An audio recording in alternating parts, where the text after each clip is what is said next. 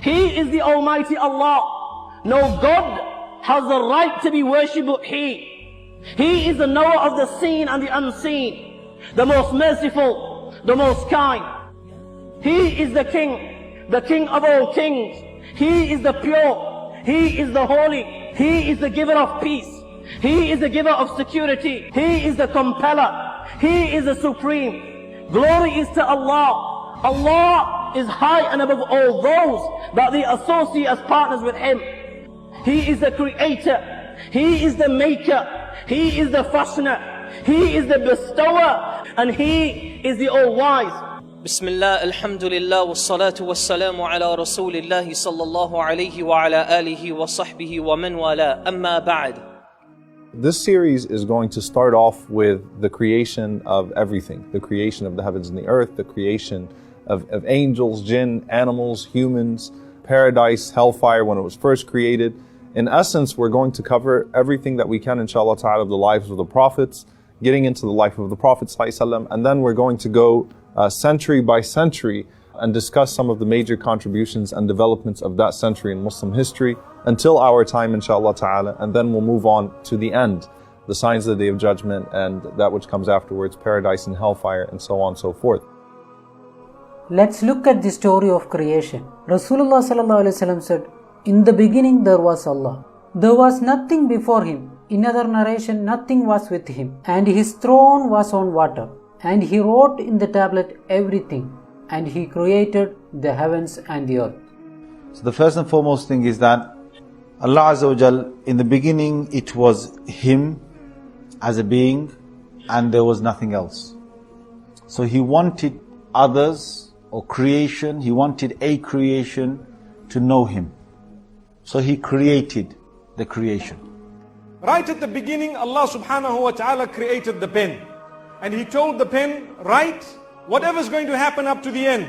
Allah subhanahu wa ta'ala created the angels, and then He created the jinn kind. Very interestingly, He created another kind known as the bin kind. Ibn Kathir rahimahullah makes mention of this in one of his books, Al-Bidayah wa Nihaya. So he says in there that there was a certain creature or creatures of Allah subhanahu wa ta'ala known as bin, the bin. And they were on the earth. And on the earth they created chaos and havoc and so on. So Allah sent the jinn to deal with the bin on earth. So the jinn came in and they dealt with the bin and they overcame them and overpowered them and destroyed them completely. And who was the head of the jinn? One known as Iblis. First there was Allah and there was absolutely nothing else. You know, no throne, no pen, no water, no clouds, no skies, no nothing. It was just Allah subhanahu wa ta'ala. And you think about that and how amazing that is. No air beneath Him, no air above Him. It was just Allah subhanahu wa ta'ala. That verily everything but Allah subhanahu wa ta'ala is disposable. Because it was just Allah and nothing else. You know, Allah created this, Allah created that.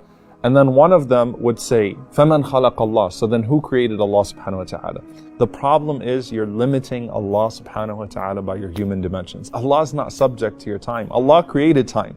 That a person might be actually contemplating, doing tadabbur and tafakkur, actually reflecting and contemplating on the creation of Allah subhanahu wa ta'ala. And feeling this high point and saying, who created this? And you would say, Allah subhanahu wa ta'ala. And you're admiring the creation of Allah subhanahu wa ta'ala. But then shaitan comes to you, the devil comes to you and says, فَمَنْ خَلَقَ اللَّهِ. So then who created Allah subhanahu wa ta'ala? The Prophet ﷺ, he says, when you start to have that thought, quickly say, آمَنْتُ بِاللَّهِ. I believe in Allah subhanahu wa ta'ala.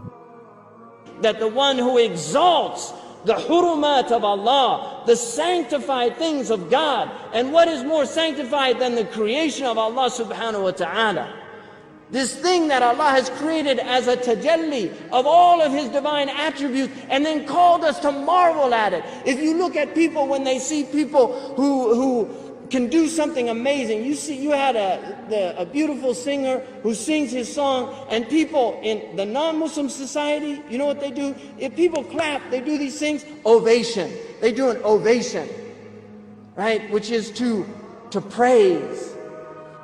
That is because of what's happening in their hearts. They see something extraordinary and they want to praise that thing because they're seeing something that has affected their soul. And yet, we're in this incredible existence This amazing creation. Stars in the heavens. Galaxies. We've got Hubble telescopes that look at the far corners of the universe. The massive expansiveness. We have flowers that bloom before our eyes. We have animals that can do the most extraordinary things.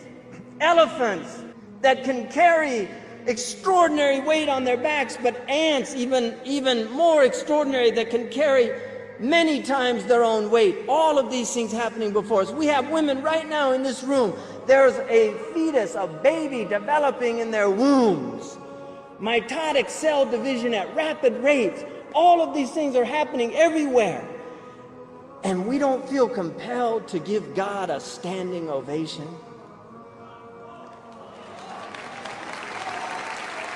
To stand up before Allah subhanahu wa ta'ala and say, Allahu Akbar, Allahu Akbar, Allahu Akbar. Really to stand in ovation before our Lord. Ma harraka bi rabbika al-kareem. What has deluded you? What has deluded you? What has taken you away from the praise of your Lord? O Allah, you are the first, and so there is nothing before you. And you are the last, and so there is nothing after you. And you are the manifest, the apparent, and so nothing is above you. But at the same time, you are the hidden, and so nothing is beyond you.